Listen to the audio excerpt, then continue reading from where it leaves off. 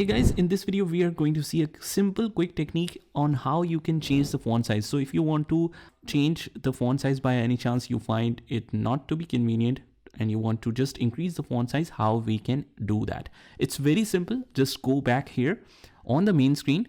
You will see these three lines right here on the left corner. Just click here, and from here just click on the settings, and under the settings just scroll down until you see this chat settings right here. And from here you can see on the top you can see this message text size. So if you increase that, you can see the text size is showing as increased in the preview. So let's just test this. I have set the size to 20. Let's go back and let's see the message size.